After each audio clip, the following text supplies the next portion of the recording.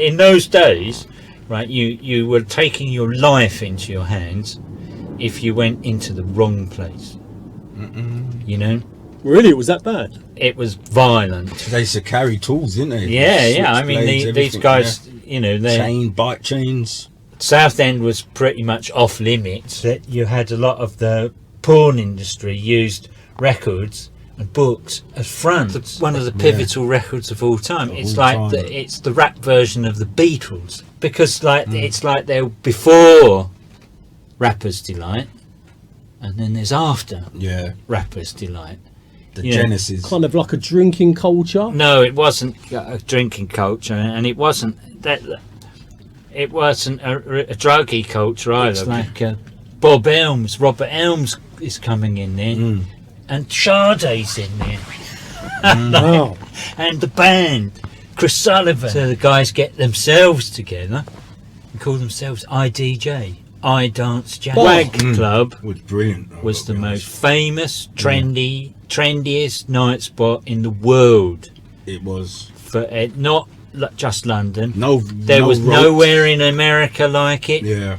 Nowhere anywhere else like it. You know, the bouncers back then, it was a different era. Yeah. There was no CCTV. It was a big drinking culture. It's quite violent. So what them bouncers had to deal with were quite, you know, they had to deal with all kinds of different situations. Yeah, there's no CCTV. And I used to play Bob Marley. So local villains loved Bob Marley. Play some Bob Marley, boy. I'd done a tune. I started making tunes. It was so easy. Oh, you was making them? I was making tunes. I'm running. I tell you, I'm running Jazz Room Records. Jazz Room Here Records. We are. Here's some of the latest. So, lights, camera, action. Welcome to the Christmas Extravaganza Show. And we are bringing you one of the legendary jazz DJs who was getting the crowd fired up with his killer sets back in the 70s, and was resident DJ at the Horseshoe on Tottenham Court Road, as well as running the Fusion Record Shop, and was also resident DJ at the Electric Ballroom in the early 80s, and that room surely was electric. We have the hugely talented, the powerhouse, the record connoisseur. We got the one and the only Paul Murphy in the back. Thank you very much. Wow, what an introduction. It's an absolute honour to have you in the cab. And alongside Paul, I've got a good friend of mine. We have one of the ambassadors who is also a DJ and holds his own wicked events called Poetic Funk. We got my old sparring partner, the Diamond Geezer himself, the host with the most. We got Fraggs in the back.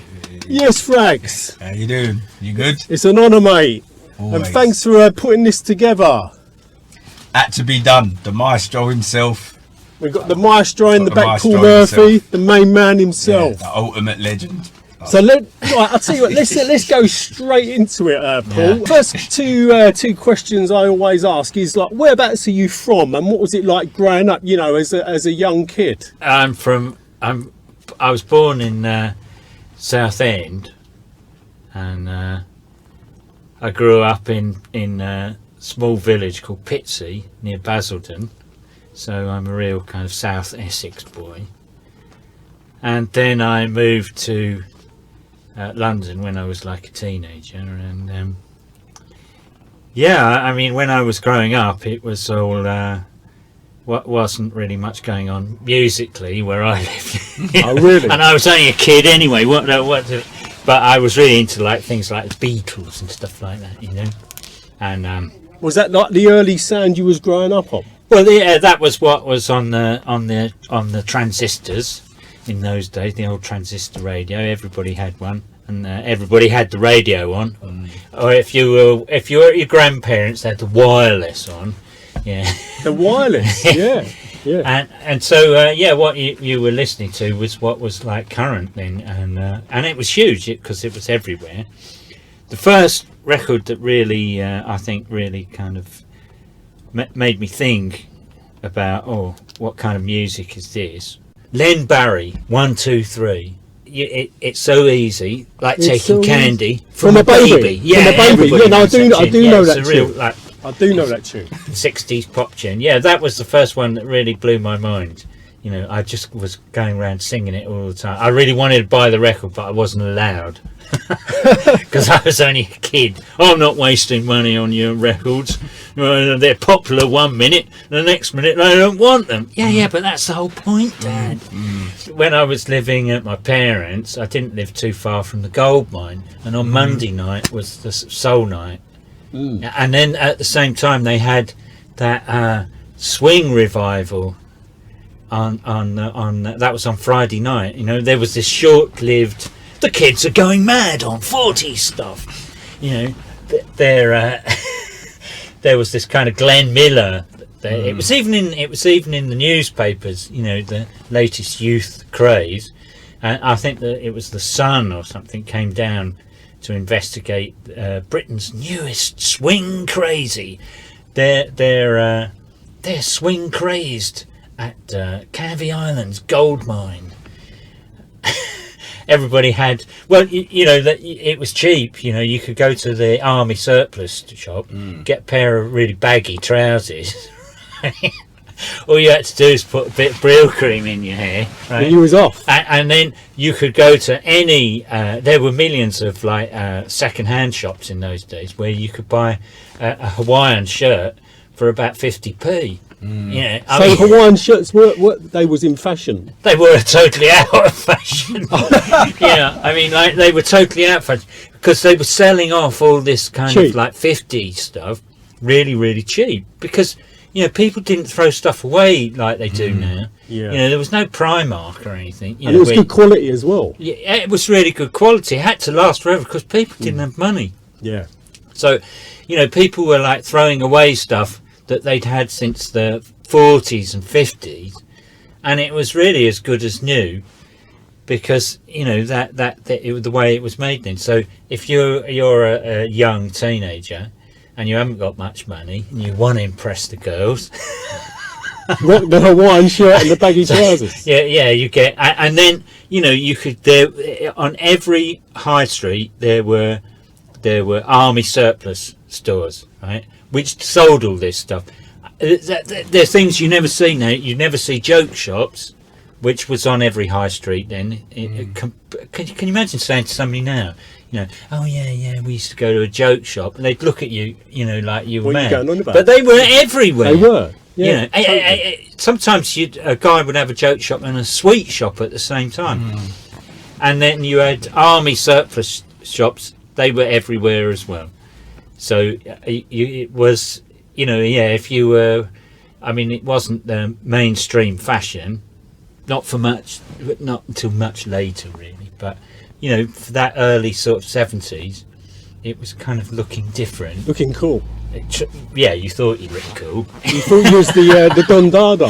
And like, you know, I mean, it was like Southend, that area was quite a dangerous place for a teenager because it was full of Teds. It was full of like 45-year-old Teddy The boys. Teddy boys didn't mess about, did they? My old man, you know, he used to tell me about the Teddy boys back from like Elephant and Castle round that way. Southend was full of them. Was it? Yeah. And they were dangerous, but dangerous guys. If they didn't like the look of you, you know, it was like Switchblades, weren't it? you could be in a lot of trouble.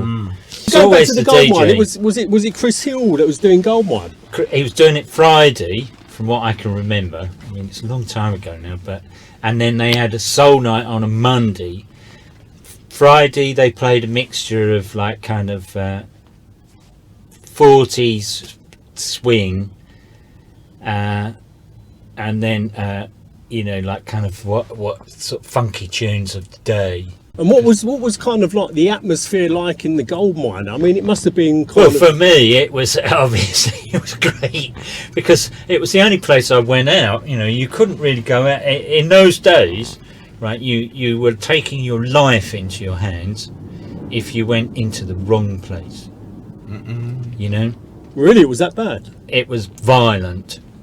You know, I mean, they always had like these clubs, like they were called the Bally High or the and they always had plastic Mecca ballrooms. You know, there was one near where I live called Rackels, and honestly, it was like it was always fights there at the end of the evening. And sometimes you get fights in the middle of the night as well. So Or people getting bottled and things like oh that. yeah. I mean, Yeah. it was. You know, you could go into the wrong place and you literally go, "Oh no, I've got to get out of here." It was quite violent back then, wasn't it? Some Yeah. clubs. It would look like sometimes. and you had all these Tribal. kind of very different kind of musical tribes Yeah. as well that didn't really cross. They didn't cross over. Well, at actually, and all. also thinking about, there was a lot of football violence and quite a lot of football rape violence. racism back then as well. Yeah, that was de-rigor then. Yeah. So it was. You had to be very, very kind of careful where you went, because wherever you could make one mistake, and it could be life changing really when you think about it. So they used to carry tools, didn't they? Yeah. I mean, Switchblades, these everything, guys, they chain, bike chains. and so like Southend was pretty much off limits for. I think there was one place called the 06 that started a kind of soul night on a Monday in the end. Then they had there were what became Crocs. Really, which had these live crocodiles behind a glass. No. Yeah, you couldn't do that now. You'd have animal rights people there. Really? Yeah, can you imagine? Yeah, you've got live crocodiles there. Yeah. And people came from miles around to see these live crocodiles. I mean, they were only about like 4 feet long. I mean, it wasn't like you got something out of Tarzan or something. You know what I mean? Big rubber crocodile.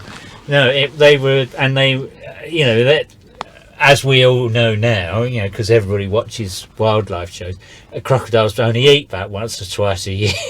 But like people would go there and think, what if they get hungry? What if they escape? And that became the pink toothbrush in the end, which was like that just did new wave music in the end. And then you had this, then there was this kind of desert until you got to Ilford, really. About end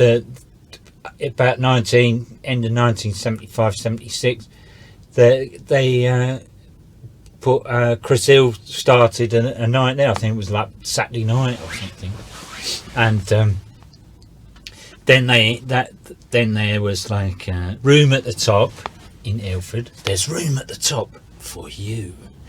That was their ad. They used to have an ad on Pearl and Dean when you went to the cinema. And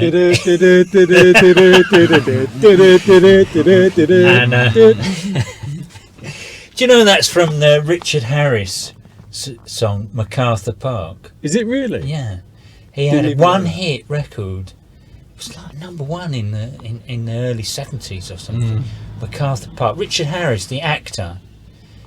And if someone left their cake out in the rain, Jimmy Webb wrote it. Didn't know that. Yeah, and it's got this bit in the middle. It was 6 minutes long single. It was really unusual. It's unusual to have someone who's an famous actor. And Richard Harris was doing all this like Man Called Horse stuff then. Plus he couldn't sing to save his life. He just couldn't sing, and it was like number one. It was like a huge and then hit. it was like for years I was puzzling about this Pearl and Dean music. There is another contender because somebody said it's from a background, one of these library records, but it's also in MacArthur Park by Richard Harris. Anyway, yeah, they had this ad for room at the top, and I think that was a Tuesday night there. They had a kind of soul night there.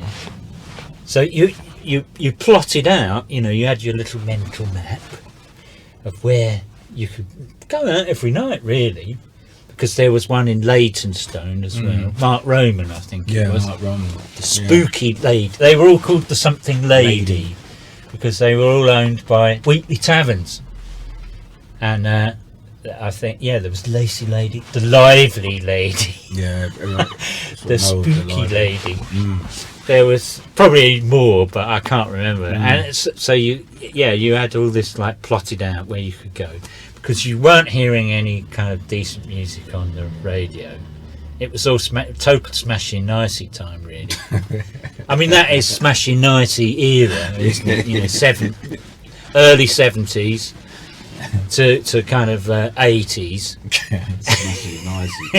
And it didn't really matter what kind of music they played on Radio 1 or anything like that. Then I don't think they really cared, because it was all about Radio 1 Roadshow and well, that's what I want to talk to you a bit later on, is the importance of pirate radio. But we'll get onto that later. Yeah. In terms of, you know, record digging and starting to collect music, when was you going to record shop, and when did you start digging, you know, for those tunes? Well, I used to go to Contempos, which was above a bar in Hanway Street. It was the Blues and Soul shop. Blues and Soul had their office. Oh, the magazine Blues and Soul. Yeah, in Hanway Street. I didn't know that. Just off Oxford Street. Yeah, just off Oxford Yeah. Street. It's Near like the Tottenham Court Spanish bar there. There's the Spanish bar That's there, right. and above that was Blues and Soul. Do you remember that magazine? Yeah, of course. Yeah. It's still going. Is it really? Remember, they're still there. And they had a record shop which they used to open on Friday afternoons, I think. And they would get deliveries of the latest 45s, and they started doing albums. There was no 12-inch singles then, but we used to have. So it's either 7-inch or 45, 7-inch or 45s, an album. and then they had albums, but they didn't do really many albums because they were quite expensive. And was the music, was the sections broken up into, you know, like funk, jazz, and No, they didn't do jazz in those days. It hadn't been invented. It was just it was kind of funk, if they called it anything, you know. But blues and soul music, blues and soul, you know, they did soul and funk records. That's what they sold. But you know, you got things like Lonnie Liston Smith expansions. I mean, which was I bought that when it came out on a single. It was just like mind blowing, because it was so different from everything else that was around. You know, that's an incredible tune, isn't it? It's 50 years old. 50, God almighty. Right. It sounds like it was recorded yesterday. Yeah. It's been played to death by every single DJ ever. It's a timeless classic. But, you know, it always kind of, you know, it kind of comes back, and there's always another audience for it. I mean, even Prince Fatty has done a reggae version of it, and it sounds absolutely fantastic. Yeah. It sounds really fantastic. So yeah, you know, and that's bringing in a whole new audience. Yeah. And he's still alive, Lonnie Liston Smith, in his 80s now. Yeah. And yeah, that was one particular. What was I remember? You know, I can just kind of picture. They had this label Contempo as well. Yeah, I remember Contempos. And they used to what they used to do in those days was they would make they would get a bunch of British session musicians, go in the studio and cut a version of a tune that was hot in the US. So you know, you would you would get what was that? The Armada Orchestra. That was it. They were always doing stuff by, you know, like these obscure little records that they couldn't get, but they weren't going to it wasn't about licensing them and putting them out. It was like getting them, you know, a version of it so that they could sell it, you know, because there were hundreds and hundreds and hundreds of small clubs. Every pub had a room above it, you know. It's a massive market there. That's how it worked, the old record business in those days. You banged it out as quick as you could, and then something else would come along, like next week. You know, I mean, that's how you had all these, like you had all those little labels. You know, they were just banging stuff out. Like a classic one is like Trojan Records. It was such an insatiable audience that they could just bang 4 or 5 releases a week, and Contempos, they always had something, 2 or 3 every week. So they were like a band doing versions of something. Yeah. Wow. They had. I'm trying to think what they would do. They do a lot of these like kind of like Philly instrumentals or something like that, you know. And then And what names would they give it? Like a bootleg version? the Armada Orchestra was one where they just recorded cover versions of American hits. Wow. That was one of the. And then they'd have these really obscure artists as well, contemporary, like Oliver Sane. Yes. You know, that's a typical contempo record. And Willie Henderson, the dance master. And what was that? Another one they had. What was it called? Something Unlimited. The Follow the Wind. That was another big contempo record. Because they licensed stuff as well.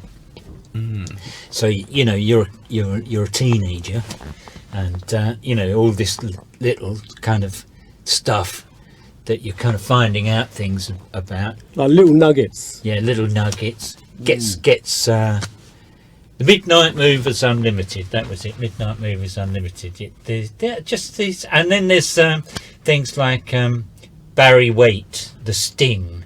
Do you know that record? That. And Disco Dub Band, For the Love of Money. You know, it's like something, you know, when you're a teenager, it's like that music is yours. You know? Is that when you started to really fall in love with, you know, with the music, with the jazz and? Yeah. You know, there was, and then because there was a lot of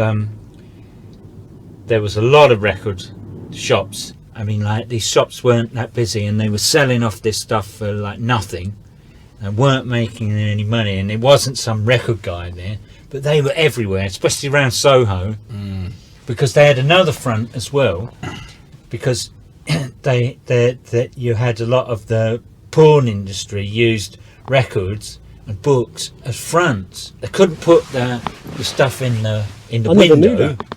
They get done for gross indecency. But if you had a record shop and you've got books and magazines in there, and then they would always have some guy there with a sign, you know, we have a bigger selection out the back, ask the staff. But I was just interested in buying these cut price Grover Washington records, or, you know, like they had all this. The music, the way the music business went then was like, once it stopped selling, they just cut the price and just, you know, like sold it for pennies. You know, they would go sell it to a deletion specialist, cut the corner off or put a hole in it, and then it would be like 99 pence, 1.99. You know, so it was kind of golden age really, where you had that. Suddenly you had these records that ended up changing hands for like fortunes, and they were like 1.99, £2, you know, 99 pence. War, Youngblood, it was 99 pence. It was never full price. It was a soundtrack. The film was a flop. The band had stopped having hits, even though it was one of their better records, but they stopped having hits. Nobody was interested. It just got put into the deletions specialist straight away. And it has Flying Machine, which is one of the big records of, like, you know, the sort of jazz dance era. You know, it's that's a big tune. It's just still a big tune now. Yeah. That's amazing tune, isn't it? I know you're a big fan of that as well. Yeah, it still sounds. It sounds great. Timeless. Yeah, it's a timeless tune. So that was what kind of giving you a slight edge. Yeah. And then there were I was working in the West End. I was working for first I worked for the PRS, and then I worked for United Artists, ATV. I was working ATV. It's all in one. And then I got a job in Our Price Records. What, in Piccadilly Circus? In Leicester Square. Leicester Square. Leicester Square. Leicester Square. Yeah. Leicester Square. Yeah. I had got this really great job. I went to Our Price were hiring, and they had this shop in Tottenham Court Road. What was it was all like bomb sites there. They just had these wooden buildings there for years, right up until like the 80s. They were all like one floor and then a basement, but because it was huge amount of bombing went there, and they'd knocked all these buildings down, and they never rebuilt them until the 80s. Can you believe it? I know. Well, a lot of London was like that. And Our Price had their head office. Anyway, I went for an interview, got interviewed by the two guys who'd set up Our Price, and they just said, "When can you start?" It was like, I start now. Oh, well, Monday will do. And I was sent to the Leicester Square, which had 2 floors. Anyway, there was a floor upstairs where they just did imports, and one guy was there, and he left. So I got put there because I was the only one who knew anything about imports. Do you know anything about imports? Yeah, you import them into the country from America. Oh, right, that would do. And then I was working there a couple of years, buying and selling import records from the backs of vans. Yeah. You must be, being such a music lover, you must have loved that job.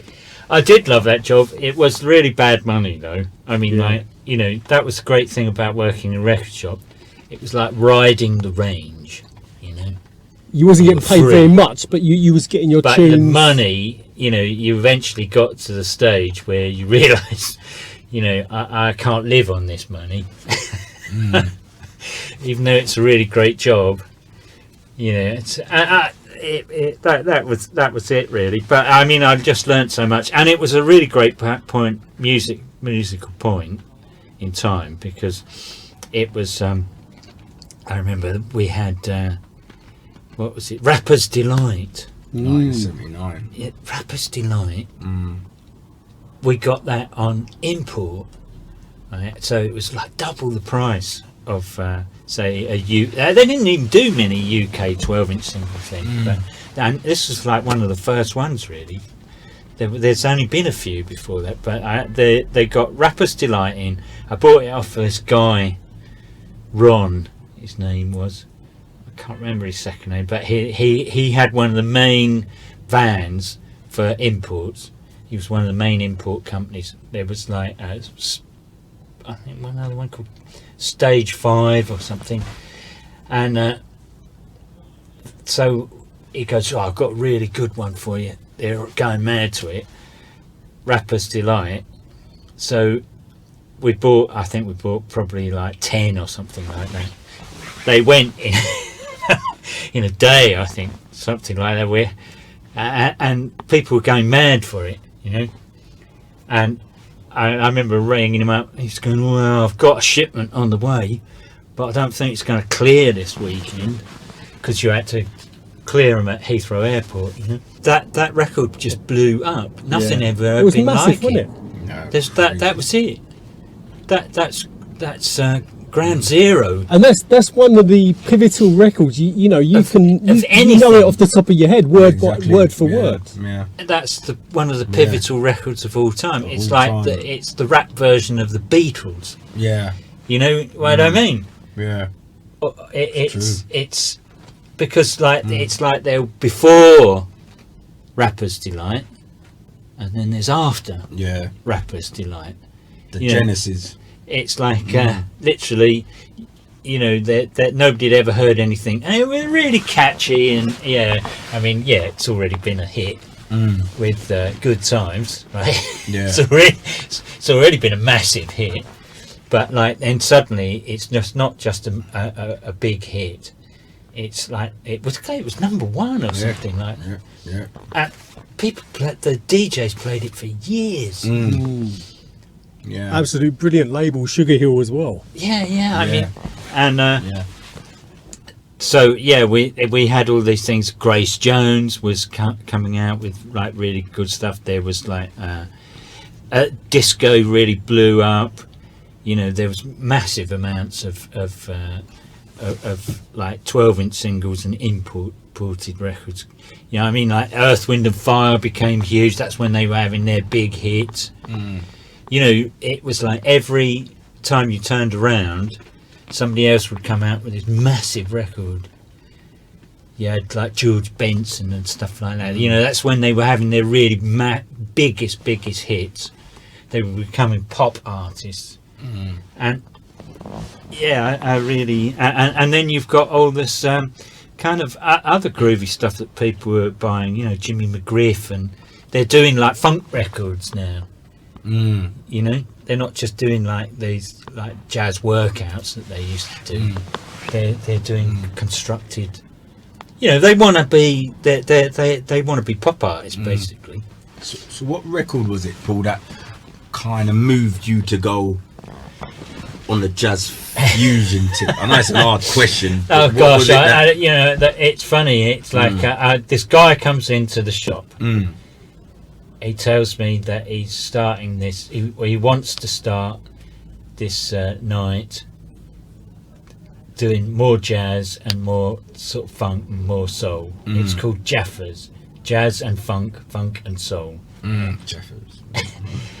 He wants me to DJ because he'd heard that I know all about this stuff. And anyway, that's how we started. It was like 1979. So you had been DJing that? I'd been, yeah, you know, like sort of putting things on, but like nothing regular really. Got this playlist. It's a huge amount of jazz. You know, it's like 90% these obscure jazz records, and there's an audience for it. It's not a huge audience, but there's an audience for it. And then what's happening as well is that like other DJs are playing some of these. I mean, they're not playing them all night like I am. So you would say you were the first to like just play that constant throughout the night? Well, as far as I know, yeah. You know, I mean, there might have been somebody else doing it. There was a lot of people doing it, but I didn't know of them. Yeah, okay. Yeah. So I can't say that I would say, no, I must keep in front of this person. No, because it was kind of taking me by surprise as well. Oh, was you shocked that you just... I was shocked, you know, like that I could... I would get away with it, basically. Get away. Oh, I got away with that one. Phew, Freddie Hubbard. Phew. Yeah. When that conga came in, I thought, oh, this is it. Disaster. They went mad. Yeah. You know, I think it was Jerry Barry who told me.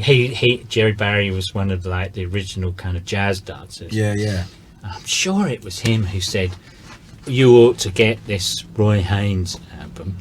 And I went to Mole Jazz there, and I was looking through they had everything in alphabetical order, and I found two there, and they were both cut price because the jazz shops couldn't sell this stuff. They couldn't give it away.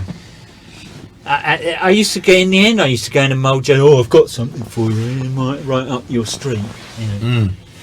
But yeah, they just couldn't give it away, and they never really went with this kind of whole jazz thing. And then later, it's like acid jazz. There's a whole worldwide movement there. Right?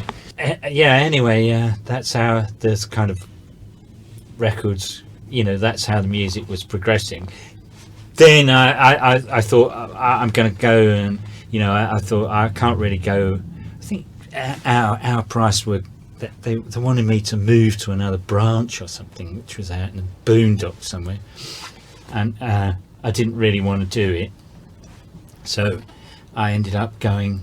You know, I thought, I'll go out my own, so I set up my own shop. Was that Fusion record? Yeah. Where was that, in Clerkenwell? Yeah, in Exmouth Market, wasn't it? What's now really cool and trendy Exmouth Market, and in those days it was just all market traders selling plastic buckets and Polish versions of Vim, you know. So, and that area hadn't, once again, like the whole of London, it hadn't been developed. Yeah, it was. There was a Woolworths there.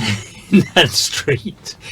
It was there were loads of shoe repairers.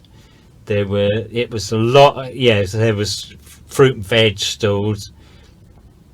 Kind of lots of like cafes, but not like pre-Costa coffee type cafes. You know, proper dirty. caf. What are they called?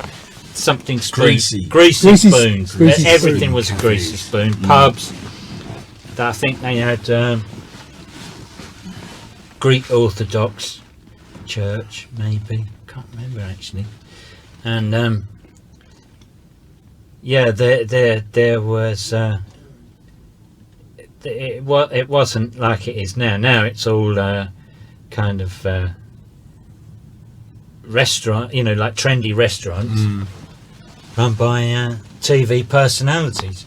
And how long was the shop in operation for? Oh, only I think 2 years. Wasn't that long.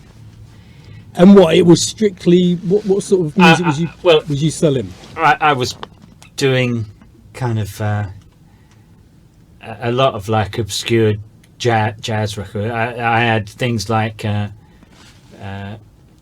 Pharoah Sanders, the album with You Got to Have Freedom on. I had that. Jeff Lorber, Tanya Maria, what else? You know, Alphonse Mouzon type stuff, you know, and it was then I was getting, you know, I was buying things like the Youngblood album because I was buying off Deletion Specialists. I used to get a couple of boxes of them a month, whatever I could get really. I mean, I would get some, you know, I would get that Pharoah Sanders, and then I would order a couple of copies of everything else they had then, and then you'd have Bishop Norman Williams, Billy's Ballet. But that stuff wasn't changing hands for big money then. It was like really hard to get money out of people for it. And Well, there wasn't much money around then, was there? And then, you know, it was like yeah, I would get things like from what there was a guy who did a label called Timeless Records. He always had a couple of things. Art Blakey, things like that. There was John Jack down underneath Ray's Jazz. He had things like Sphere, and he had quite a few things actually on his label, Cadillac Records, and he distributed quite a few things as well. I think I got Hugo Heredia from him because I think he was distributing the label it was on.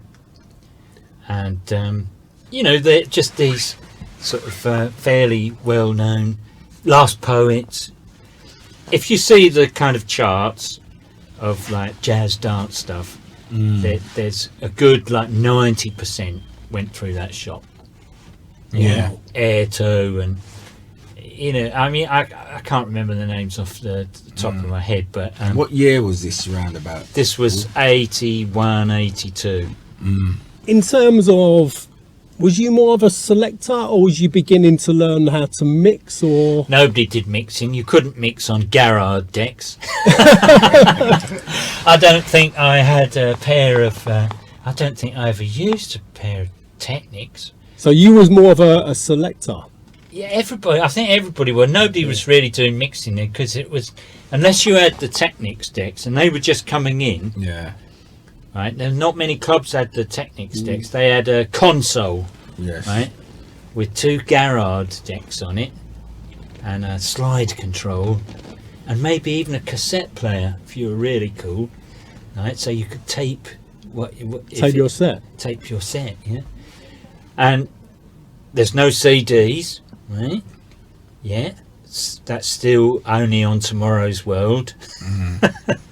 Tomorrow's World. And so you've got only cassettes and vinyl.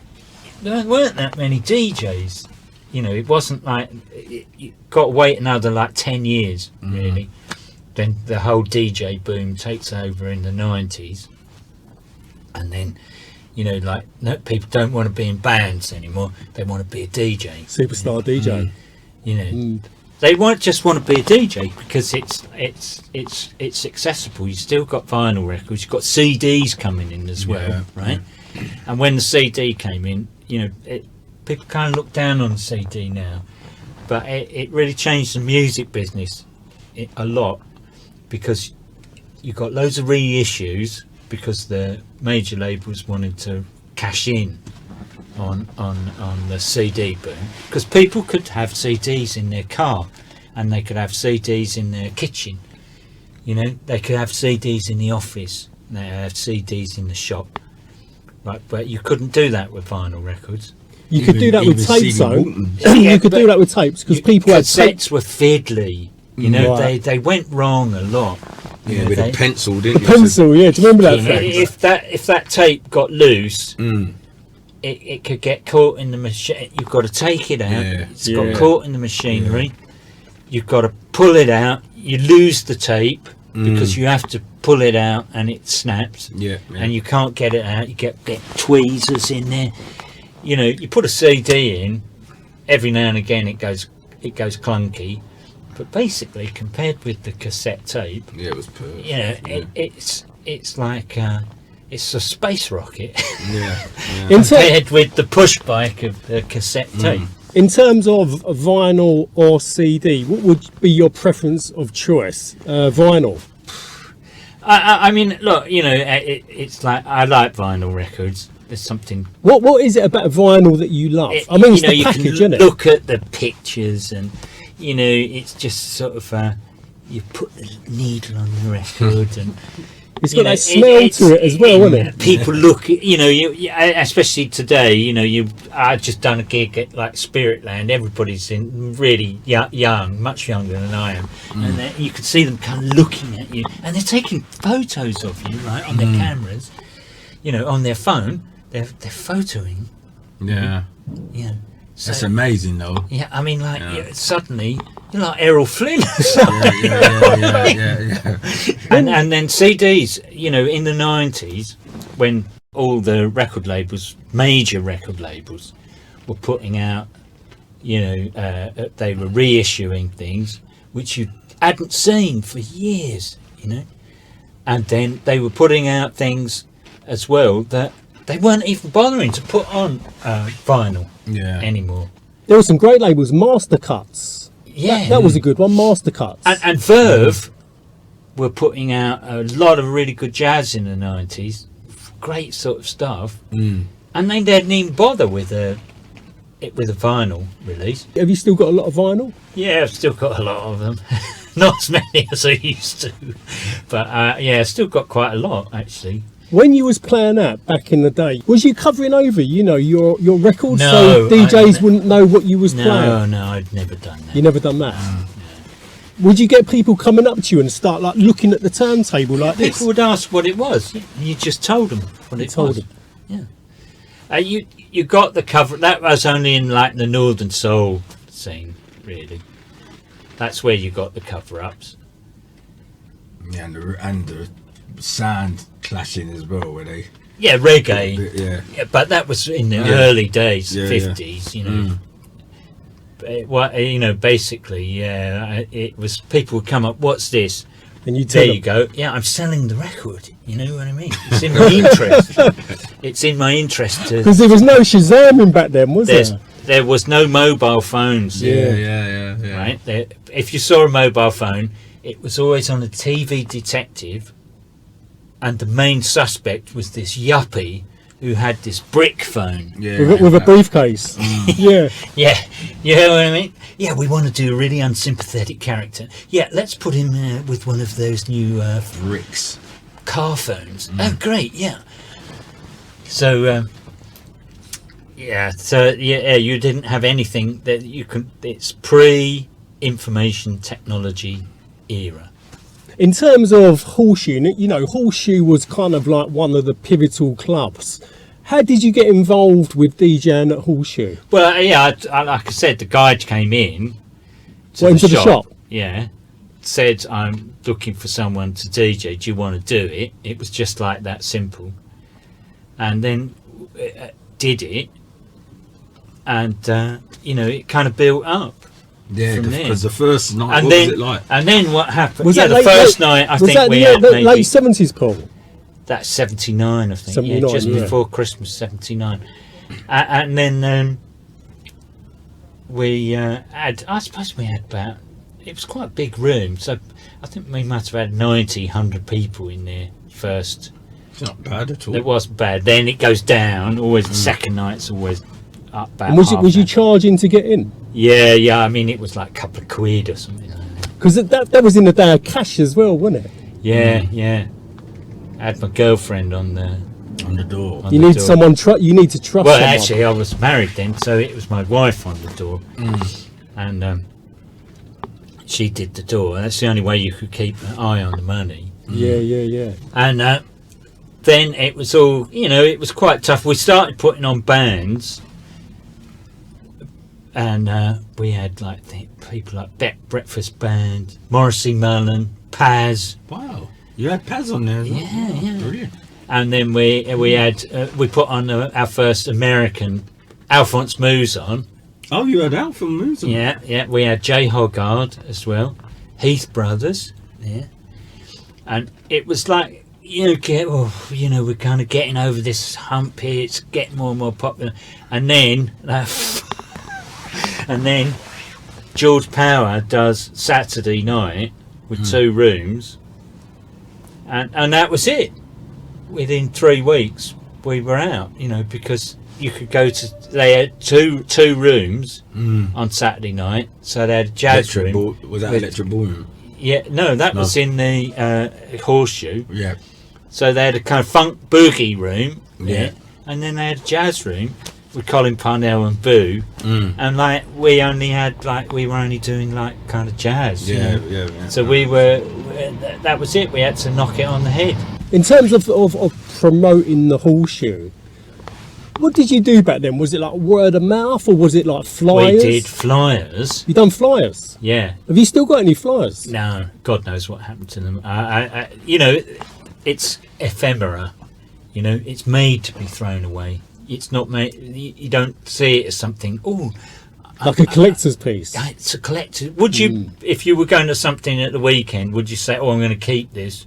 And then you had, you had Time Out magazine. So you got in the listings in Time Out, and then you had City Limits Yes. magazine Limits. as well.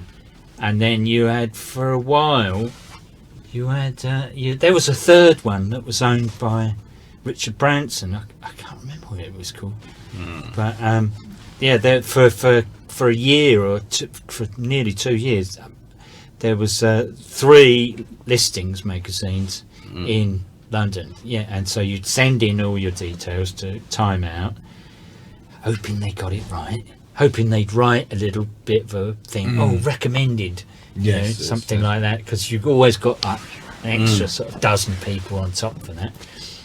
And then, what you could get in magazines, maybe getting Robbie Vincent to mention it as well, or there was like some the beginnings of the kind of pirate radio then.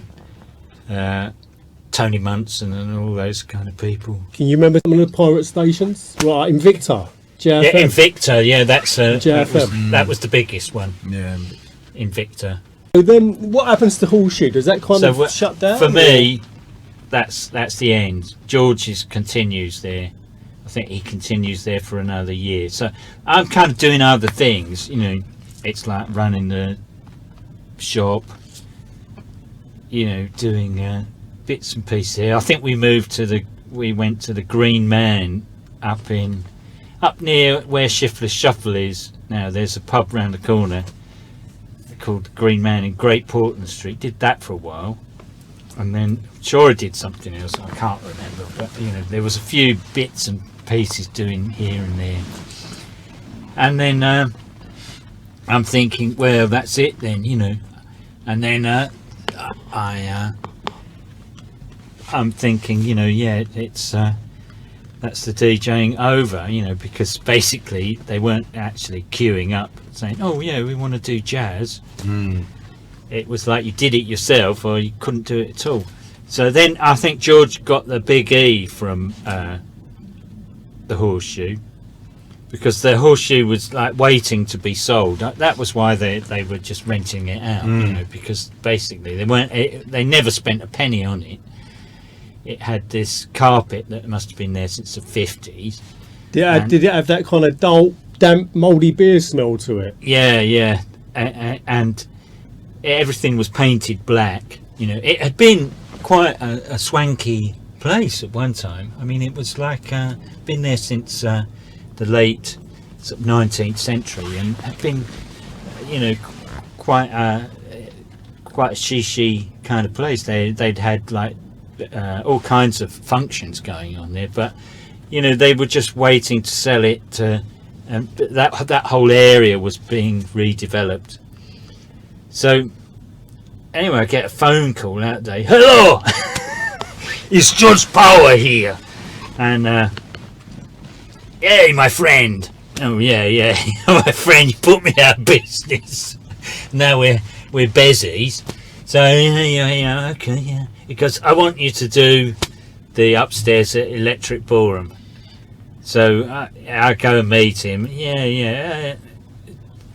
Say, like, hey, let's bygones by bygones. Business, boy, business. So anyway, I go there and I do the Electric Ballroom. Electric Ballroom is just like, it just blows up, right? What year is this? Oh, I must have been like 81, 82 or something like that. I can't remember. 82, something like that. Maybe. And had you been to the Electric Ballroom before? No, he just started it. Just started. Yeah. Paul Anderson, right? Paul Trouble Anderson. Yeah. He goes on to be like the best DJ in the UK. Okay. Yeah. Right. So, and then you've got a whole new kind of music as well, because you've got the electro stuff, Johnson Crew, and Planet Rock, African Bambata, and Perfect you know, Beat. Nucleus, Riot in Lagos, yeah, you know, Roichi Sakamoto, all this kind of stuff, and you've got.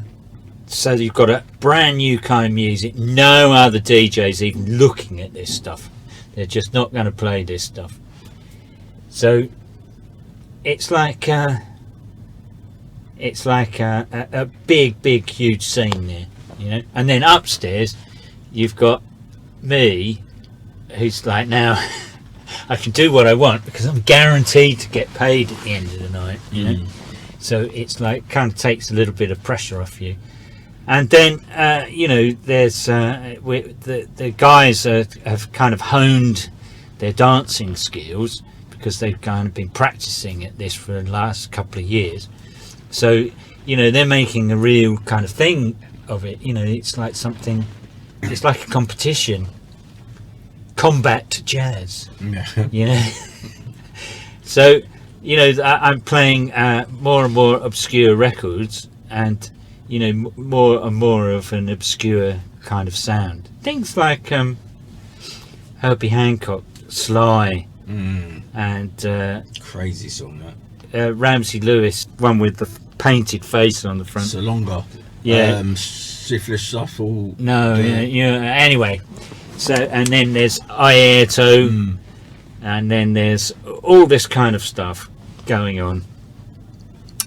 There's huge amount of records sort of like around out there, and I'm playing all this this at the Electric Ballroom. It's got it's a little world of its own up there. It's a tiny little room, little sound system, you know, and it must have had so much energy in a lot of energy, and it's got you know, it's got this kind of vibe to it.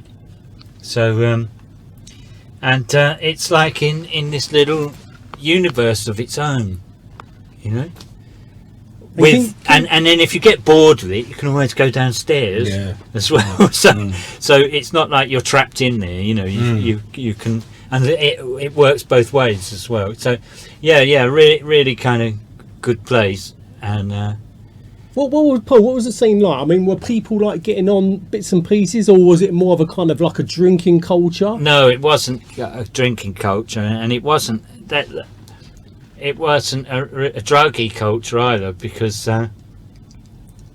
they didn't have a lot of money, those kids. They were all like 17, 18. Didn't have a lot of money. And there was no big druggy scene then either. They was literally living and breathing the music. Yeah. The music was their drug. Yeah. Definitely back then. Yeah. So, people would have dancing competitions against each other. Dance-offs. And, it was like a kind of a bit of a golden period, really. What was the style of dance? Was it jazz style or? It was like the sort of if you have you been to the Shiftless Shuffle? No. Well, it's like they call it the London Jazz Dance. Yeah. Never really had a name. No. Because it's a UK thing. This is a debate that came up on online recently. It's big in Japan. Yeah. They have a whole scene over it. Yeah. They call it London Jazz Dance Style. London Jazz Dance Style. And like in Japan, they have like this kind of whole scene that goes around. I mean, it's quite big as well. I mean, it's not like top of the pops kind of thing, but it's kind of part of their culture. Yeah. And they had this kind of jazz dancing that kind of came from the kind of reggae, shuffle, funk, Brits jazz, funk, Glad Brits you just jazz. said that, Paul. Sorry not to cut you. I'm so glad, because there was a debate online where this American guy, I don't know who he is. Yeah. There was a video showing IDJ dancing, and so all the obviously British people going, our scene, UK scene, and he's going, this is American, and so everyone's bombarded this American guy going, no, this is a UK thing, and it came from what you just said, reggae, some of the reggae steppers skanking. You've got the reggae, ska, shuffling, style. You've got the kind of 70s funk. There was a dance called the shuffle from the kind of Fatback Band street dance. Barry Waite, Sting. Yes. That kind of sound. Trevor Shakes and all that era. Exactly, 100%. And 100%. Then you got from the jazz dancing at the Horseshoe, which kind of set it off, and then it kind of melded into, it kind of went into sort of like that scene then, but it referenced the past. Obviously, because that's what those kids grew up with. Who would you say would be some of the staple dancers back then? Was it IDJ? I mean, there was a lot of Trevor Shakes. Shakesy was 70s, really. Ronnie Scott's Thursday Night. What was it like to witness Trevor dancing? It was, people said Trevor Shakes is on the floor, basically. Then everyone moved. Moved out. Who was the other guy that was Leon Herbert? Yeah. You had Travis. Yeah, then the Walker brothers, all the other lot. I mean, like basically that's they went into a club and like everybody would move out their way, and just because watch. they were serious people, doing serious things, in a really fun way. We used to see him at the WAG club a lot, dancing in the WAG. Amazing. They were doing, like sort of Monkberries. Remember that one? Yeah. But I remember them at Monkberries and Ronnie Scott's. Yeah. And then there was a club in just off Carnaby Street that eventually became the Mud Club or something with Philip Salon. So you had a kind of like a following for the music you was playing. Yeah. I mean, it wasn't a big following, but it was kind of a following, because there was nowhere else that you could really hear that kind of music, wasn't too many places going to play Ramsey Lewis. Slick. That's it. Slick from the Salonga album. That album cover is it's beautiful. mental, yeah. It's mental. crazy. You know, so yeah, you've got but that and Sly are crazy records. yeah. Because they go for a while, didn't they? They Yeah. just In terms of IDJ as well, how did IDJ start? Because they were wicked dancers as well, weren't it, Fraggs? Yeah. Do you know what happened was? Do you remember the Face magazine? Of course, Face and ID, yeah. Right, we've got the Face magazine come down to the Electric Ballroom. Right, I'd started playing. I played this one record. It's funny how you get to like this one record. It's like kind of sound system thing, really, isn't it? You know, reggae sound systems. Pivotal. They would have one record, you know, and then everybody sort of then everything moves from that one record because everybody can remember that night and like what happened and like what other records it influenced, you know, what the DJ bought and yeah, it was I got a Weekend View from Her Room, and it was this kind of like bossa nova thing. Yeah. And then halfway through the record, it moved up into this kind of fast Latin samba. And it had this kind of girly vocal on the top. And it was an indie band. Weekend were on an indie band. They were on like some really big indie label at the time, distributed by Rough Trade as well, you know. So this was like a whole new ball game, you know. Somehow, I don't know, I think I put it in the chart. I've done a chart for like one of the magazines, Blues and Soul or something like that, probably, because you know they sort of like asked you to put a chart in there, and I remember I put that in a chart, and then the guy who's made the record turns up at the gig, Simon Booth. He became Simon Emerson, and he's just knocked out that I'm playing his record. So he brings a few other people there, and then like it's like Robert Elms is coming in there, and Sade's in there, and the band, Chris Sullivan, you know, and it's like just suddenly this different crowd coming in there, you know, and then it gets into the Face magazine. Because they are the Face magazine, basically. Yeah. You know? They're the Face, you know, they're who the Face magazine are writing about and following around. So then I get Face magazine come in there, and then you know the whole thing just like really blows up. Simon wants he's so inspired by this. He wants to do something with jazz in a band. You know, so they set up Working Week, and I'm thinking, oh yeah, maybe I should do a label. So I set up a label, you know, and it's that era, you know, that whole kind of punk thing.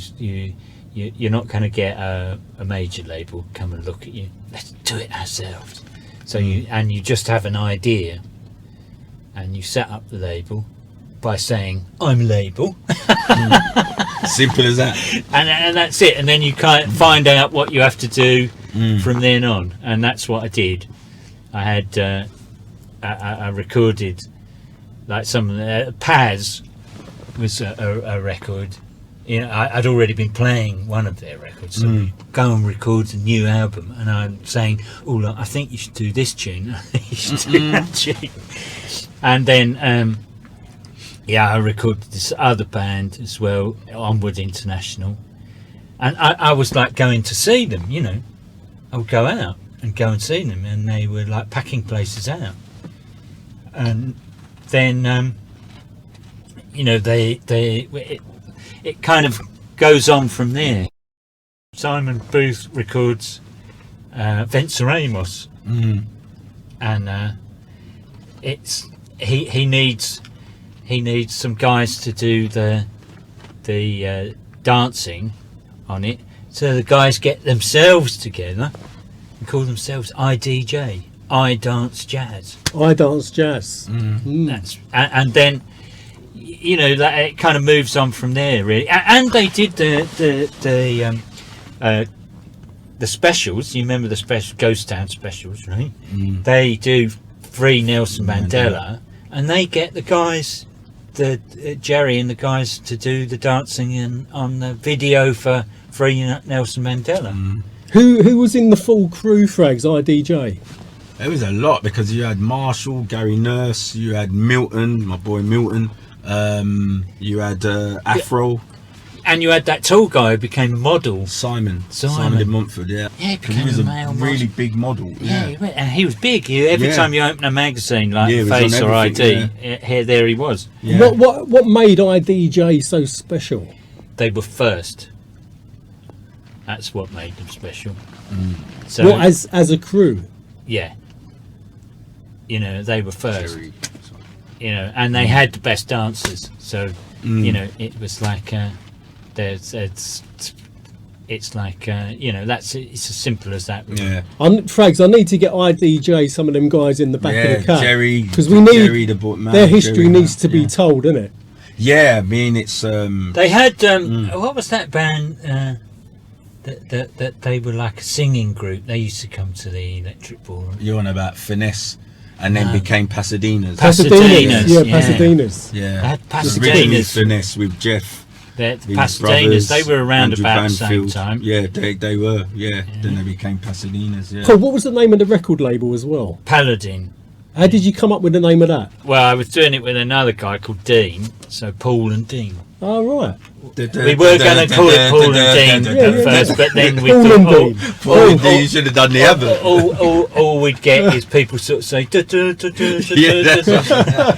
So yeah, that's how it was. So, and you know, that kind of went for a while, and then I got this really good gig at the WAG, and I stopped doing the Electric Ballroom then as well, because I just thought I can't really go any further with this. I started to notice it was like I was playing the same records all the time. Was you getting like bored with it, not pushing yourself? I was getting a bit bored with it. Do you remember what year that was? You decided. Oh, that was 84. Yeah. I got a bit bored with it because basically I had to play the same records in the same order. I had to play the same records in the same order. And there was like one, it was just called The Tune or something. I always had to play that last, and they go, no, play it last. If I played it any other time, I hope you're going to play that last. Do you remember what song it was? Yeah, it was this one that was, it was just called Basker and Scavelli. That's it. They eventually found out what it was. It was this white label, and it didn't have any details on it, and it was just this kind of jazz kind of piano, drums and bass thing with a little bit of vocals right at the end. And hard question, Paul, sorry to stop you, is what 5 records or few records would you had to have played at that time? Obviously that drove you mad in the end, but it was always Herbie Hancock Sly, which is long. yeah, Slick, that Ramsey Lewis Slick, that was another one that I just had to play. Yeah, And couldn't leave the building alive. that Basker and Scavelli, that was another one. And then that Airto one, That's the that first one, that was one another I remember one. in Electric Ballroom was that song. And there was a few things I can't remember off the top of my head, but it was like I've been doing that now, that same thing for like 4 years. Yeah. And I just wanted to do something else. Yeah. Was Paul, was the night at the WAG, was that actually called anything, or? It was called the Jazz Room. And that was it, the jazz room. Yeah. Who else was you playing alongside? I was other doing DJs? Monday, and they would have a band. Was you the sole DJ there? I was the sole there DJ. Yeah, in those days you didn't have any. Yeah, it was always you were just the only guy doing it because, it wasn't like the 90s, man. You know what I mean? It wasn't. How long were your sets then? It must have been what, started at 10 You and started finished at at 2? 9, right? and you went on till 2 o'clock in the morning, and then you'd have an hour for a band, you know. Yeah. So we 4 would have hours. Robin Jones, Tommy Chase. Oh God, I can't even remember who else, but like they were two of the mainstays there. You'd have loads of other kind of stuff, but Robin Jones and Tommy Chase, they were on a lot. Slim Gaylord as well, and you know, like there's Slim Gaylord living in London. He's in On the Road. You're reading, you know, the book On the Road. And like there's Slim Gaylord, he's living in London now. So yeah, it was kind of that was a nice gig. A lot of when I was going WAG, but they'd all, because of where it was based, there used to be quite a few famous people come through. I remember like Mickey Rourke being in there. My mate buying Mickey Rourke a drink at the bar. WAG Club was brilliant. Was the most famous, trendiest night spot in the world. It was For not just London. There was nowhere in America like it. Yeah. Nowhere anywhere else like it. Yeah. Because London was really hip then. You know, people wanted to come to London in those days because you had music. It was centre of the music scene as well. Centre of fashions. Those crazy limeys, you know. Yeah. That it had the hippest magazines, Face, ID. Yeah. They're in London. Yeah. You know, all the designers are in London. You've got all these things going on, all in London. So you've got a night, one club just catering to everything. Yeah. It's of course you're going to see all the film stars in there because they can't go. There's no Studio 54 anymore. It was the only club in London really like that. You know, everywhere else would want it to be like the WAG Club. Yeah. And there might be 1 or 2 nights that was like, but there wasn't another 7 days a week, 7 nights a week nightclub like the WAG. Everywhere else was doing 1 or 2 nights maybe. And you could dance with anyone as well. That's the thing. No rope. It weren't. And he had 2 floors in the end as well. So what floor was you DJing on? I was when I was there. It was just 1 floor. Yeah. Well, the first one, as you got up the stairs. Yeah, first one. That was the classic WAG Club. Yeah. So what? The upstairs hadn't opened yet. No, that didn't open until about 1986. I don't think. I wonder what was upstairs. There was that. No, it was just offices. Right. At first, it had been the Whiskey a Go Go before, and it was a really, dark, weren't it? It was really dodgy people in there. Really bad music. You know, it was one of those really tacky kind of London nightclubs where where the locals didn't go into. Then they took it over and called it the WAG Club. I think they were only doing like the weekend at first, and then they got Chris is really good at music, and he got music he liked in there, and he got the best DJs in there. I mean, he had some really good DJs in there. Jay Strongman. I interviewed Jay Strongman. He's another legend. Yeah. And he was, like playing all that kind of rare groove stuff. Hector Heathcote he had in there. I mean, he had just so many things in there, and he kept it going. I mean, it must have been kept going for about 10 years. I think they closed in the 90s or something. Yeah. They were going for about 10 years, the WAG. That's not a bad run. You used that for the Working Week video, didn't you? Was it WAG Club? For that video? Might have been. Yeah, it was. It was a WAG Club. Might have been. Yeah. Actually, I'll tell you what. One big thing back then was the bouncers. They had a big part also in who was going to get in or who wasn't going to get in. Winston. So a big shout out to Winston, Dexter, Tony and Morris, wasn't it? Tony and Morris. And, Tony. Yeah, I used to use Tony quite a lot as well. Morris. Michael. Yeah, they were great, really lovely guys. I had Winston. He's a black cabbie now. He drives a London black He's cab. dead. Oh, was he? Yeah, he died about 10 years ago. Yeah. Really? Yeah. Oh, shit, I never knew that. Yeah, he died quite a long time ago. Ah, big R.I.P. man. Them bouncers were legendary. They were. You didn't mess around with him either, you know. I used to use the guys when I used to do clubs, when I used to do Solid Summer, I used to get the guys. They were really sweet guys. Where were they from? St. Lucia, I think a lot of them from. I think a lot of them were from St. Lucia. They were really sweet, but if anybody messed them around, they knew what to do.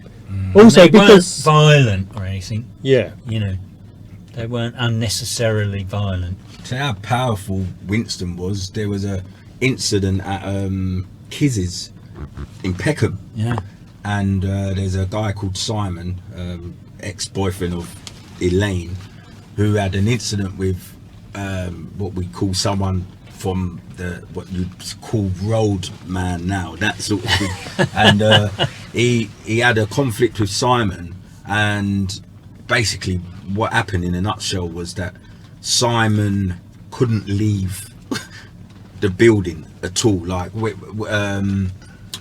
outside, if he stepped outside, it was curtains basically. I've never seen so many people waiting, you know, to actually finish off someone.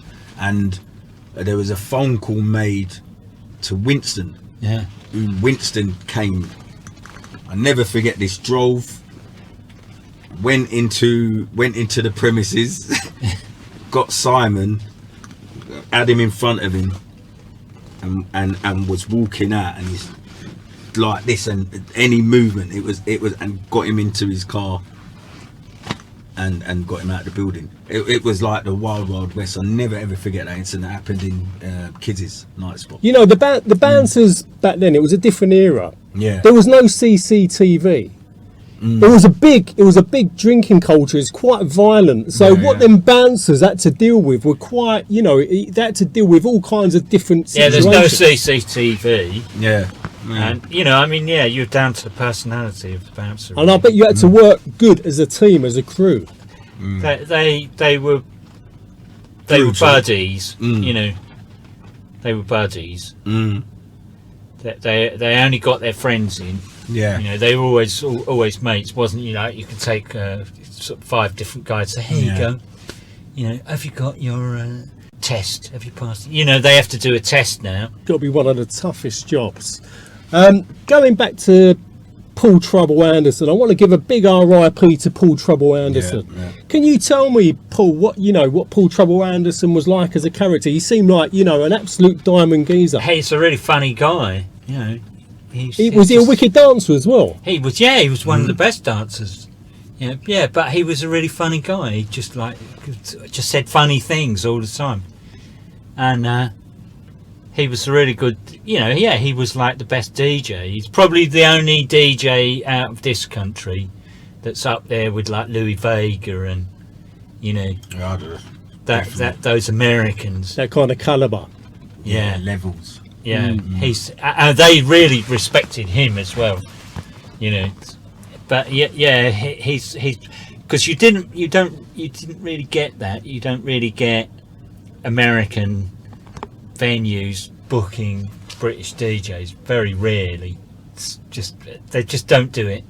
It's all one-way traffic. One-way traffic, definitely. You know, so you'd get. I was working at a DJ agency for a while. You'd get serious money for someone like Louis Vega, little Louis even. You know, you were talking a huge amount of money, plus first-class hotels, plus first-class travel. You know, it was like you couldn't just sort of say, bring a couple of boxes home, and we'll try and sort you out, you know, at a festival or something. It was It's big money nowadays, isn't it? And they pull in a massive audience. 90s and 2010s, right? Yeah. 2000s, it was crazy money. Yeah, it was. The 2000s was the biggest era Yeah. because you had the festivals then. You see, 90s you'd had the clubs. You hadn't had so many festivals. They'd just been building. But once you started getting a festival, Big Chill, where they're not even doing mainstream stuff, and they're still booking DJs and paying them huge sums, massive, and you know, like you can they were getting all these DJs over Chicago, Detroit, New York, and paying them huge sums. Yeah. Really, really massive. And it just didn't go the other way at all. You know. It is. Speaking of DJs, I think London and the UK have got such an amount of incredible DJs, serious kind of music connoisseurs. I mean, Snowboy. I mean, there's so many to name. I mean, there's loads, isn't it, Fraggs? We could list these DJs like Giles Peterson. Yeah, Giles. Yeah, definitely. Patrick Forge, Kev Beadle. Yeah. Perry. Yeah. Serious connoisseurs. I mean, they know the ins and outs of music.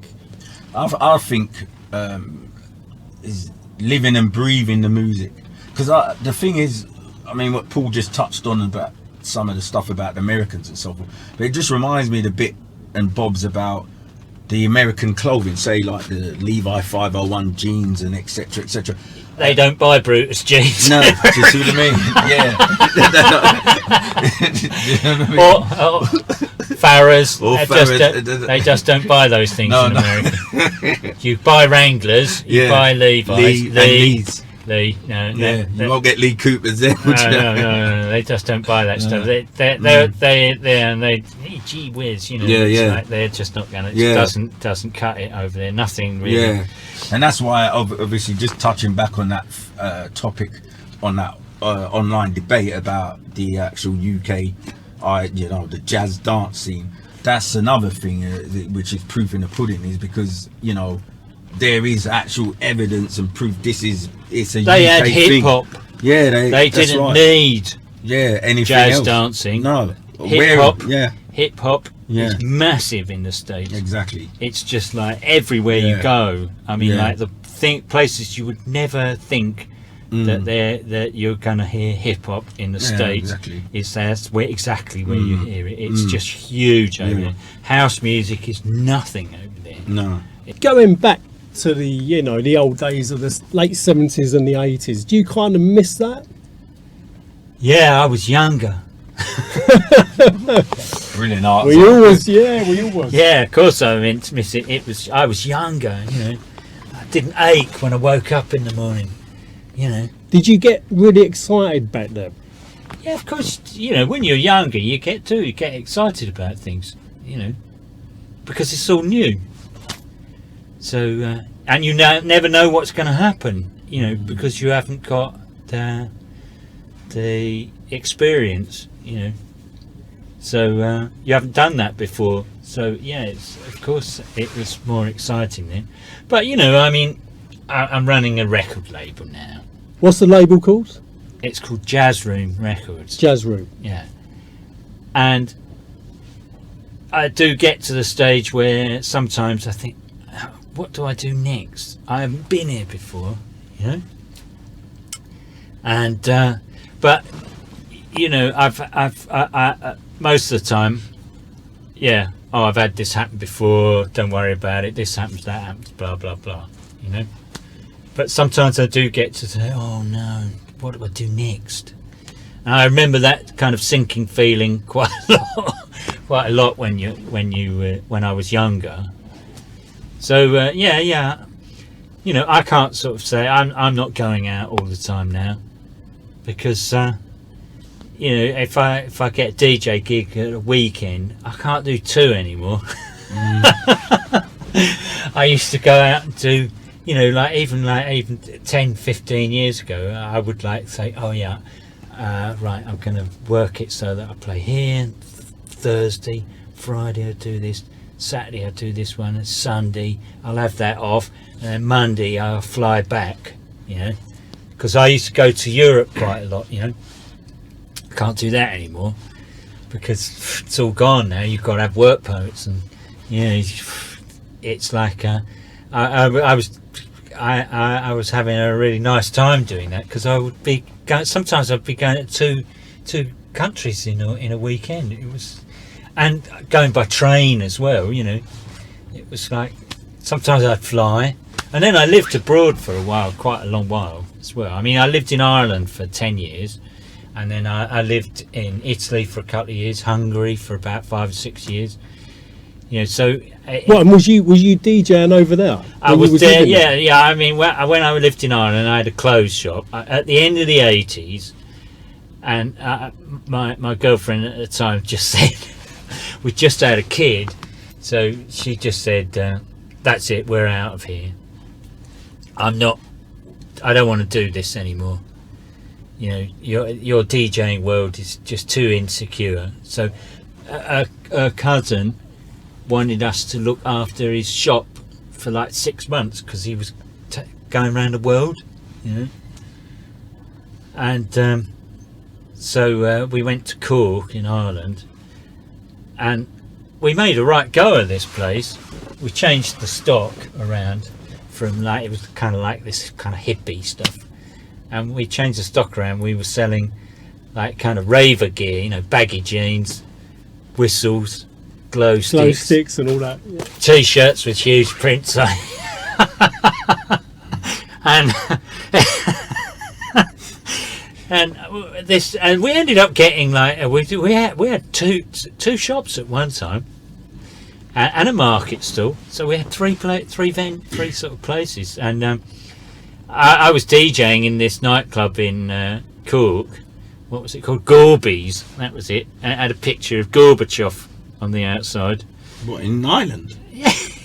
Okay. And I used to play like House of Pain, all that kind of 90s hip-hop. Like US3 and stuff like that, bit of acid jazz. Cantaloupe, yeah. And I used to play Bob Marley. So local villains loved Bob Marley. Play some Bob Marley, boy.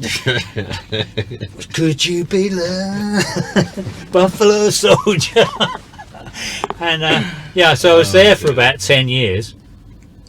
Then I came back to England, and then I was running, and then I got a job doing Afro Art Records. I was running a record label, Afro Art Records, and then we had like quite a couple of quite big hits there, because we had Spiritual South with Green Gold. That was massive, blew up, that did. And it was like Giles Peterson was on the phone all the time. God, have you got anything else by them? And we had like that.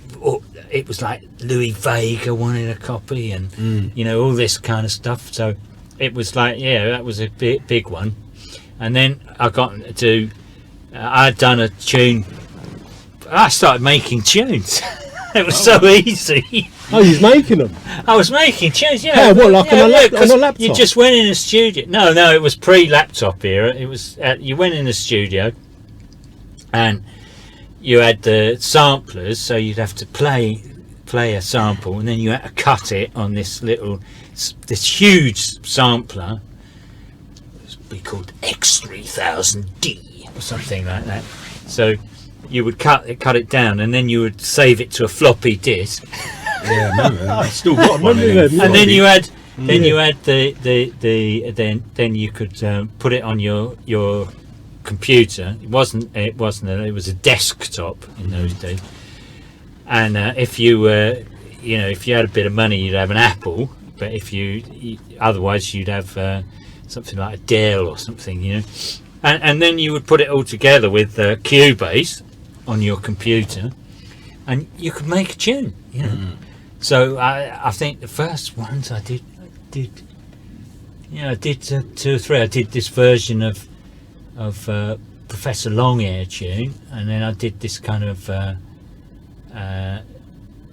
dubby kind of housey thing, and then did Soul Call, and I did Jazz Room, one called Jazz Room, Latin Jazz Room on the other side. So anyway, I got Spiritual South they were blowing up, and I got them to do a remix of Jazz Room. I lived off that tune. I mean, I just lived off it for years. I mean, literally, because it was so different. It was just this one beat on it at the intro: boom, boom, boom, boom, boom, tsh, boom, boom, tsh, boom, and then it come in with a bit of percussion, and then a bit of piano, and then da da da da da da da da da, and then da da da da da da da, and every DJ in Europe They were phoning me up. I want you to DJ in my nightclub. You are Paul Murphy. So I was just getting so much work abroad. And the band, it was supposed to be for the band, but they split up. I can't believe, I don't believe it. They split up because, and at that particular time, right, that was when you were getting the DJ duos, you know, like Chemical Brothers, Yes. Groove Armada, right? You had all these DJ duos that were just getting massive hits. Yeah. Spiritual South looked like they were heading towards that, and we were going to be hanging on the coattails there, surfing the zeitgeist. Superstar. And then they just get this. We get this phone call. Oh, we split up. It was like no. Time. Gutted. They were getting so. We were turning down remixes that they were getting so many. The boys are really busy at the moment. It was like just so much cliche record business time. Paul, where was you recording? Obviously in the studio. Yeah, I was at. Whereabouts? Oh God, we had some studio. I can't even remember where it was. Hackney somewhere, probably. And But- did you have? You must have had a decent engineer because Well, I had Chris Butterworth from Big Hair. They were another DJ duo, but they didn't really make it, you know. But they were making a living. But anyway, I used to use Chris. He used to come pick me up in his old Fiat. He had this little Fiat 127 or whatever it was, Fiat 500 or something, a Polish Fiat, Polski Fiat, that's what it was. He had this tiny little Polski Fiat, and we would go to the studio, and then I'd say, I had this really great idea. Let's use this Gil Scott-Heron voice. And I found this little thing. I was playing around on the computer, and I found this little beat there. And, that beat. did you have to clear that sample? No. What the eye doesn't see, the heart will never grieve over. I'll probably edit that bit out. No. Do you know what? In the 90s and the 2000s, right? Yeah, if the record became really huge, right, then the labels, they would be on the phone sending a cease and desist notice at best, and saying, right, you owe us a load of money. Like people would use like a Fatback Band riff from the 70s recording, and like they think, oh yeah, that's cool. And then what would happen was that like the Fatback Band management, who were huge because they were pop stars by then, would send a letter saying, yeah, this is what you've used it, but like we're not gonna take every penny off you, but you owe us X amount of money. You have to pay up in 14 days. That's how it worked, and you were getting a lot of that because like James Brown, funky drummer. Well, I was going to say, especially within the hip hop, records, the sampling culture was massive. Simandy, they got loads of samples. I mean, like there were just millions of them, right? That would get sampled, and sometimes you'd get away with it. If you were selling like 1,000 copies or something, yeah, you would get away with it. Because what's the point of coming after you? You want 100,000. That's when the big boys come stepping on you. Like you're an ant. So we would kind of, and I would sort of, as you go along, you get rid of those obvious samples and use something that's like less obvious. Oh yeah, I found this funky bass bit in a Duke Ellington record or something, and that's how I kind of proceeded along. And then one day we said we don't really need to use the studio anymore because Chris says, I've got this new Apple Mac laptop. and it's got Cubase built in. I've got a sound card built in, you know, so we were just doing everything On that. on his Apple Mac, you know. And where are you settled now? Back in what? In Essex? I'm living in Romford now. Yeah, Romford home to boy. Essex. Yeah, back home. What you up to nowadays then? You got Oh, I'm running. I told you, I'm You're running running the, Jazz Room Records. you've got Jazz Room Here we Records. are. Here's some of the latest albums. so these are from the label. Yeah. What I do is I license Mm. things. You know, it's somebody will play it maybe, or it gets to me one way or another. So yeah, Giles got on this one because it has a really great version of I Known Rivers. You know the Gary Bart's tune, I've Known Rivers? I'll probably do if I hear Yeah. it. This is an old, like, kind of Classic. electric ballroom classic. Girl with Three Faces and 747 to Rio. You can't go wrong with a tune. And they're on vinyl. And they're on They're on vinyl. vinyl. This one is a kind of big, kind of hip hop scene tune. It's a South African version of Isaac Hayes' tune that DJ Amir Yeah. rediscovered. DJ Ahmed Khan in them, yeah. This one is a kind of classic Dingwalls kind of era tune. It's a version, you know, jazz dance version of a Crusaders tune on their Joe Sample tune. And then I also do singles, you know. So we've got one here, the Electric Jazz Room, which isn't electric at all. It's this Latin jazz tune called Caliente that I found in a shop in Miami. I'd never heard of it before. I found it in about 2002 in Miami. Went to the Winter Music Conference in Miami. Wow, really doing the old house music bit there. And then the other side is a version of Un Poco Loco. This one is a version of the Stranglers, Golden Brown. You know Golden Brown? Stranglers. We did a Golden Brown. yeah, it's a version in the Dave Brubeck style on a 45 single. It was funny because the guy who made it, he put it on YouTube. He got like 200,000 or 300,000 views in a weekend, you know. So somebody sent me a link. So I got in touch with the guy. I said, "That's amazing." I said, "What do you do?" He said, "Oh, I put it together with some samples, and then I play saxophone, and I put the saxophone in, blah blah blah." I said, "Look, if you can replay the sample parts," I said, "we can make a record out of this." So that's what he did. He replayed all the sample parts, so I don't have any hassle about.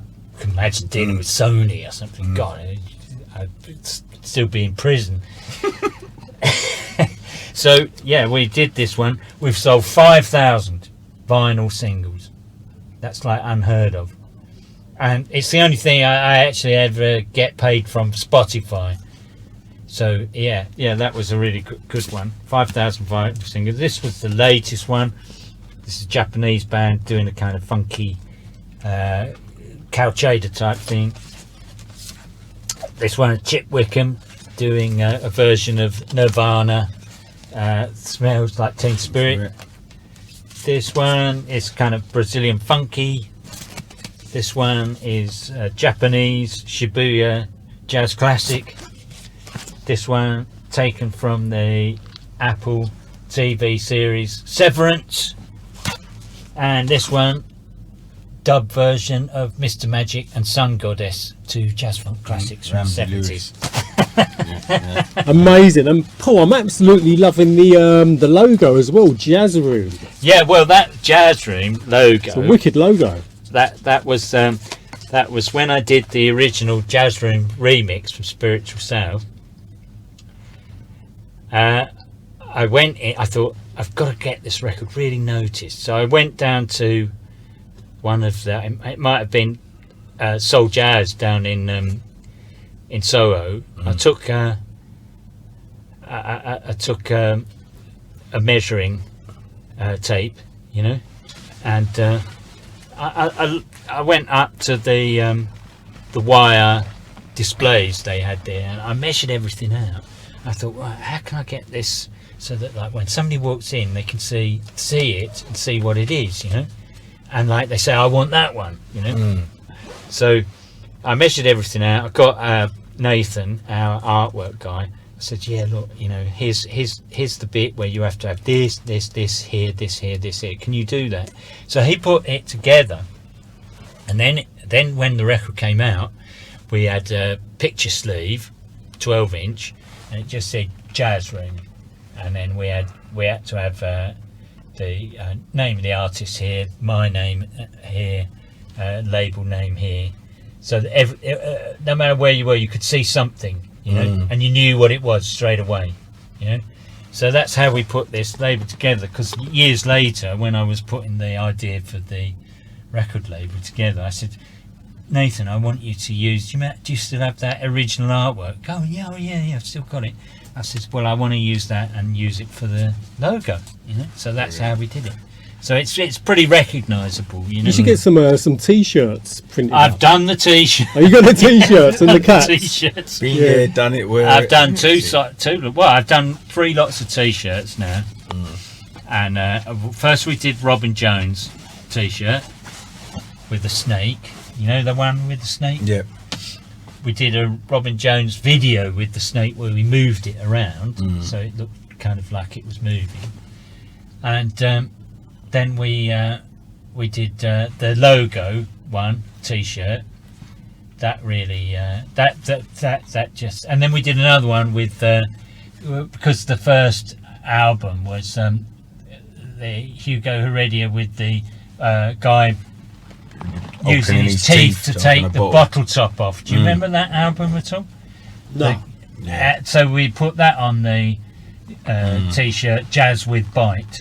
Yeah. You know, so you know, yeah. I mean, like t-shirts are like adverts for you. Somebody goes out to BBE store party or Poetic Funk. Where can people support this label? Have you got? Is there like? Do you go online? We're on Bandcamp, so all small labels, especially if you're a small vinyl label, you have to have a Bandcamp site. It's easy to do because all it means is it's an online selling portal, like Etsy or eBay. So really, if you go Amazon. on Bandcamp and stick in Jazz Room, Jazz it'll Room, come up. will come up. Yeah, and then you can buy either the digital version of it, because a lot of people just want digital, and then you can buy the vinyl version, which I then send out to you. Then I have a distributor as well, Kudos Music, who distribute us worldwide, and put us in the shops. Not too many shops in the UK, but we get put in the shops in the UK. There's like Soul Jazz, the old Soul Jazz shop, Sound of the Underground, right? And then Phonica, which is just round the corner. They're probably the last couple of Soho sort of underground music shops. And then, but there's always there will be something. I think there's someone in couple in Cambridge. There's 2 or 3 dotted around London, couple of Glasgow, Edinburgh. There's one guy in Newcastle, 2 or 3 in Liverpool, couple in Manchester. There's what is it? It's the Jazzman in Manchester, Piccadilly, and there's I think there's a guy in Cardiff who sells this kind of stuff. There's a few dotted round, and then we have a distributor in Germany as well. We sell quite a lot in Germany, not as much as we used to, but still enough. And then I have a Japanese. We have because I've just done a couple of Japanese records, so I license quite a lot of Japanese artists, because they will release it in Japan. Nobody ever hears it over here, and that music's quite big in Japan. It's quite a scene there, because you still got what's that, Kyoto Jazz Massive. Yeah, They're making more records than they ever did, even in the 90s. You know? They're and then they're reissuing all their old stuff because it's like you can say, oh, it's 30 years now. Yeah. So we have, and then I have a couple of guys in America. I do a lot of mail order to America as well. So I mean, it's kind of fun. So anybody watching this, please go and check out the label Jazz Room. And what I'll do, Paul, I'll put in a link in the description box below in this YouTube interview. People click on that link and support the label.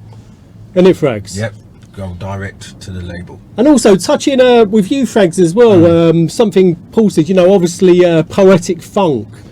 I mean, they're absolutely incredible parties. Can you quickly tell me about, the Poetic Funk and when the next one is? So the Poetic Funk, basically, it's the term why I keep using the term maestro, because Poetic Funk in a nutshell is basically set up for homage of all the great clubs of the 70s and 80s.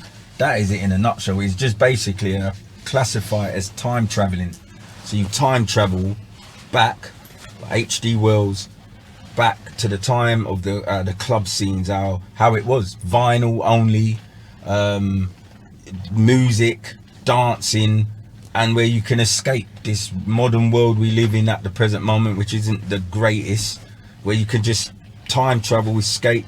And I say escape because when you hear a certain tune, you go, I can remember who I was going out with, who I was dating at that time, if I've got this record, how much it cost me, what club it was.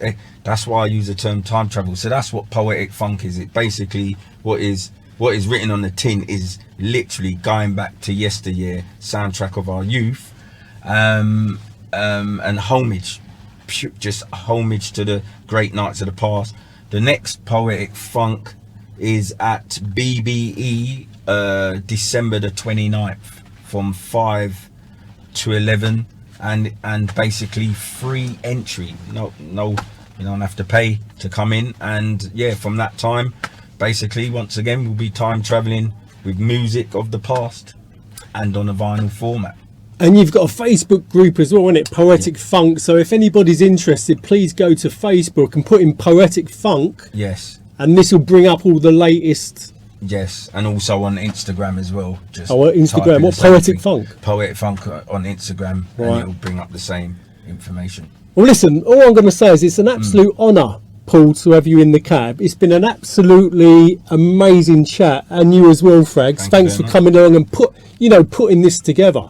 It's quite important that we capture the history of legendary DJs like Paul Murphy, because you was one of them ones, as Fraggs says, one of the maestros who was out there doing it and literally getting the crowd fired up and bringing this music to people's ears.